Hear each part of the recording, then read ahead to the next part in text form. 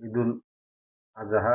এই আজহা উপলক্ষে আমরা আমাদের কেন্দ্রীয়ভাবে রাজবাড়ির যে আমাদের মাঠ, সেই মাঠে আমরা ঈদের নামাজ আদায় করি। সেটাকে আমরা সিটি কর্পোরেশনের পক্ষ থেকে আমরা কেন্দ্রীয় ঈদগাহ ময়দান হিসাবে গাজীপুর সিটি কর্পোরেশনের ঘোষণা দিয়েছি। পাশাপাশি আমাদের প্রতিটি ওয়ার্ডে আমরা গাজীপুর সিটি কর্পোরেশন থেকে ঈদগাহর মাঠগুলো ওকে সুন্দর ব্যবস্থাপনায় নামাজ আদায় করার জন্য আমরা বরাবরই টাকা বরাদ্দ করে থাকি। এবারও আমরা আরো বেশি টাকা বরাদ্দ করেছি।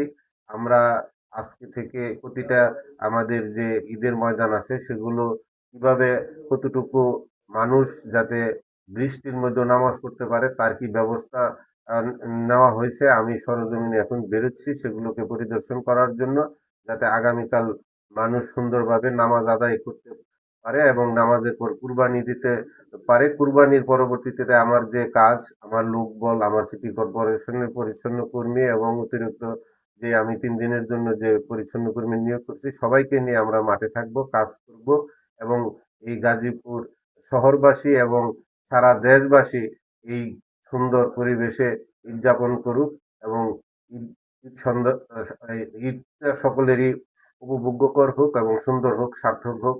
সুন্দরভাবে আমরা সকলে ঈদ যাপন করি, এই আহ্বান রেখে সকলকে আমি আমার পক্ষ থেকে, গাজীপুর সিটি কর্পোরেশনের পক্ষ থেকে জানাই ঈদ মুবারক, ঈদ মুবারক, ঈদ মুবারক।